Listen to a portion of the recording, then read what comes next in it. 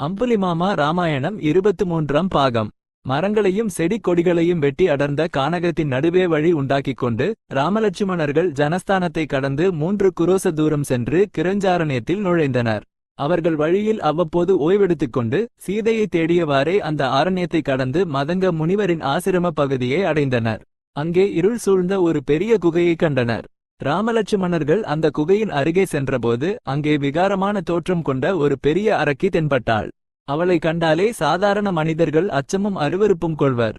பெரிய வாய், பெரிய கண்கள், பெரிய வயிறு, கோரை பற்கள் மற்றும் சொரசொரப்பான தோலை கொண்ட அந்த அரக்கி சிங்கங்களையும் புலிகளையும் பிடித்து தின்று கொண்டே ராமலட்சுமணர்களை கண்டாள். உடனே அவள் ஓடிவந்து முன்னே சென்று கொண்டிருந்த லட்சுமணனை விரும்பி பிடித்து கொண்டாள். அவள் லட்சுமணனிடம், என் பெயர் அயோமுகி. இவ்வளவு காலத்திற்கு பிறகு எனக்கு பிடித்தமானவன் கிடைத்துவிட்டான். நாம் இருவரும் மனம் முடித்து இந்த வனமெங்கும் உலாவுவோம், என்னுடன் வா என்றாள். லட்சுமணன் சினங்கொண்டு வாளை உருவி அவளுடைய மூக்கையும் காதுகளையும் அறிந்தான். ஏற்கனவே விகாரமாக இருந்த அந்த அரக்கி மேலும் பயங்கரமாக மாறி பெருங்கூச்சலிட்டவாறே காட்டிற்குள் ஓடி மறைந்தாள். பின்னர் அவ்விருவரும் சீதைக்காக அந்த வனமெங்கும் தேடத் தொடங்கினர். அப்போது திடீரென்று ஒரு பயங்கரமான சத்தம் தோன்றி விண்ணும் திசைகளும் அதிரும்படி முழங்கியது. ராமலட்சுமணர்கள் அந்த சத்தம் வந்த திசையை நோக்கிச் சென்று அடர்ந்த ஒரு புதரில் ஒரு விசித்திரமான உருவத்தை கண்டனர். அந்த உருவம் ஒரு சிறிய குன்றை போன்ற அளவில் கருமையாக இருந்தது. அதற்கு தலை, கழுத்து, கால்கள் இல்லை. மார்பு பகுதியில் ஒரு பெரிய கண் ஒளியுடன் பிரகாசித்தது. அதற்கு ஒரு பெரிய இமையும் இருந்தது. அதன் கீழே வயிற்று பகுதியில் ஒரு பெரிய வாய் இருந்தது.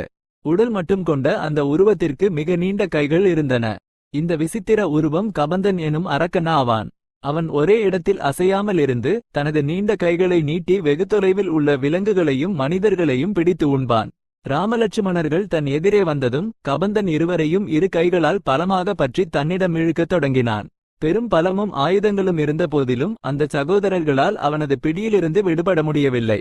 லட்சுமணன் அச்சமடைந்து, அண்ணா, என்னை இவனுக்கு பலியாக கொடுத்துவிட்டு உன் உயிரை காத்துக்கொள், நீ சென்று சீதையை தேடு என்றான்.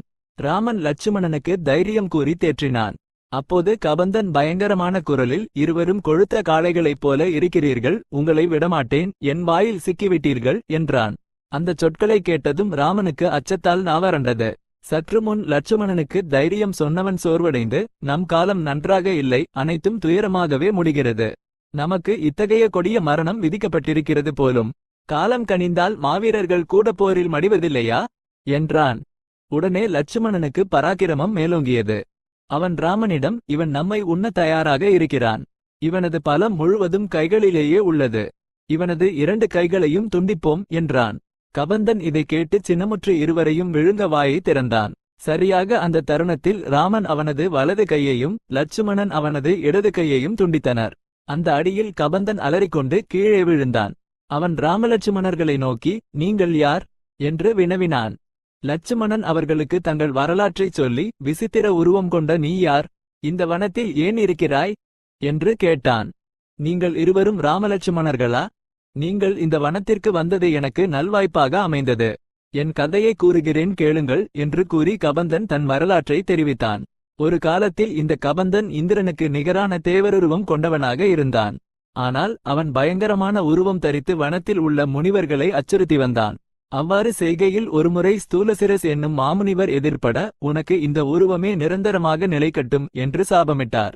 அப்போது கபந்தன் முனிவரிடம் மன்னிப்பு கேட்டு சாப விமோசனம் வேண்டினான். எப்போது ராமன் காட்டிற்கு வந்து உன் கைகளை துண்டித்து உனக்கு தகன கிரியைகளை செய்கிறானோ அப்போது உனக்கு பழைய உருவம் கிடைக்கும் என்று முனிவர் கூறிச் சென்றார். ஸ்தூலசிரஸ் கொடுத்த அந்த சாபம் விசித்திரமாக பலித்தது. சாபம் ஏற்படுவதற்கு முன்னரே கபந்தன் பிரம்மாவை குறித்து கடுமையான தவம் புரிந்தான். பிரம்மா அவன் தவத்தை மெச்சி அவனுக்கு நீண்ட ஆயுளை வரமாக அளித்தார். பிரம்மா எனக்கு நீண்ட ஆயுளை தந்துள்ளதால் என்னை தேவேந்திரன் கூட ஒன்றும் செய்ய முடியாது என்று கர்வமடைந்து அவன் இந்திரனை போருக்கு அழைத்தான். இந்திரன் வஜ்ராயுதத்தால் அவனது தலையையும் கால்களையும் உடலுக்குள் தள்ளி அவனை ஒரு மொண்டம் போன்ற உருவம் போல ஆக்கினான். அந்த உருவத்துடன் எவ்வாறு வாழ்வது? ஆதலால் அவன் இந்திரனை வேண்டி தன் உயிரை மாய்க்குமாறு கோரினான். பிரம்மா, உனக்கு நீண்ட ஆயுளை தந்துள்ளபோது நான் உன் உயிரை எப்படி எடுப்பேன்? நான் அவ்வாறு செய்ய மாட்டேன் என்றான் இந்திரன். உண்பதற்கு வாயும் இல்லாமல் நான் எப்படி நீண்ட காலம் உயிர் வாழ்வேன் என்று கபந்தன் கேட்டான். அப்போது இந்திரன் அவனுக்கு மிக நீண்ட கைகளையும் வயிற்றில் கூர்மையான பற்கள் கொண்ட வாயையும் அமைத்துக் கொடுத்தான். அவனுக்கு கபந்த ரூபம் ஏற்பட்டது. முனிவரின் சாபம் பலித்தது. அதன்பின் கபந்தன் அங்கேயே தங்கி தன் கையில் அகப்படும் உயிரினங்களை உண்டு வந்தான். கபந்தன் இந்த கதையை சொன்னதும் ராமன், என் மனைவியான சீதையை இராவணன் என்பவன் கவர்ந்து சென்றான். அவன் பெயரை தவிர அவன் எங்கே இருப்பான், அவன் யார், அவனது வலிமை என்ன என்பது எங்களுக்கு தெரியாது. பல துன்பங்களை அனுபவித்து சீதையை தேடும் எங்களுக்கு உன்னை போன்றவர் உதவுவதே முறை என்றான். அதற்கு கபந்தன், எனக்கு இப்போது திவ்ய ஞானம் ஏதுமில்லை. என்னை நீங்கள் தகனம் செய்தால் நான் என் நிஜ உருவம் பெற்று உங்களுக்கு செய்யக்கூடிய உதவிகளையும் ஆலோசனைகளையும் வழங்குவேன் என்றான். ராமலட்சுமணர்கள் ஒரு தாழ்வான பகுதியில் விறகுகளை அடுக்கி அதன் மேல் கபந்தனை வைத்து தகனம் செய்தனர். சிறிது நேரத்தில் அந்த சிதையிலிருந்து ஒரு திவ்ய புருஷன் தூய ஆடைகளை அணிந்து பல ஆபரணங்களுடன் வெளிப்பட்டான். அவன் அன்னங்கள் பூட்டிய விமானத்தில் அமர்ந்து ஆகாயத்தில் எழும்பி ராமனிடம் இவ்வாறு கூறினான். ராமா, சீதையை மீண்டும் அடைவதற்கு உனக்கு ஒருவன் உதவக்கூடும். அவனும் உன்னைப் போலவே ராஜ்யத்தையும் மனைவியையும் இழந்து தன் அண்ணனின் பயத்தால் பம்பா சரஸ் அருகே உள்ள ரிஷ்யமுக பர்வத்தில் 4 அமைச்சர்களுடன் வசிக்கிறான். அவன் சுக்ரீவன் என்னும் பெயர் கொண்ட வானர அரசன், வாலியின் தம்பி. சத்தியமானவன், ஆற்றல் மிக்கவன், பராக்கிரமசாலி. சீதையை தேட அவன் உதவ முடியும். நீ முதலில் அவனிடம் சென்று அக்னி சாட்சியாக நட்புக்கொள். அவன் கோரும் உதவியைச் செய், அவனிடமிருந்து உதவியைப் பெறு. அவனது வானர வீரர்கள் சீதை எங்கிருக்கிறாள் என்பதை தென்னமாக அறிவார்கள்.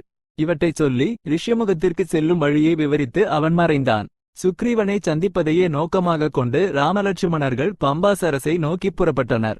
அவர்கள் மறுநாள் பம்பா சரஸின் மேற்கு கரையை அடைந்து அங்கே மரங்களுக்கு இடையே அழகாக இருந்த சபரியின் ஆசிரமத்தை கண்டனர்.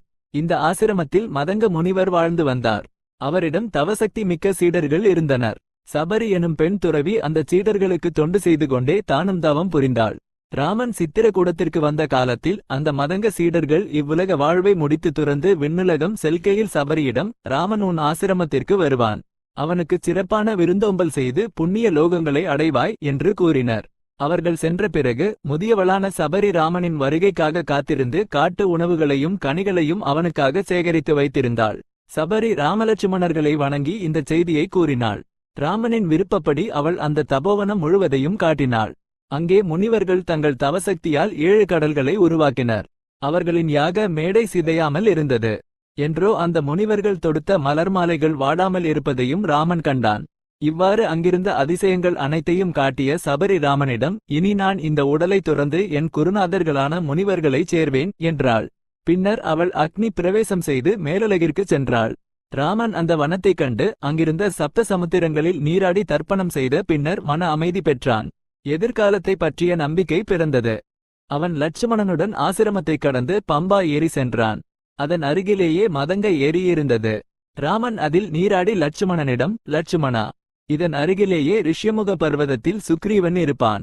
நீ புறப்பட்டு அவனிடம் செல் என்றான். ஆரண்யகாண்டம் சம்பூர்ணம். அம்புலிமாமா ராமாயணம் 23ஆம் பாகம் சம்பூர்ணம். இப்போதைக்கு ஸ்வஸ்தி.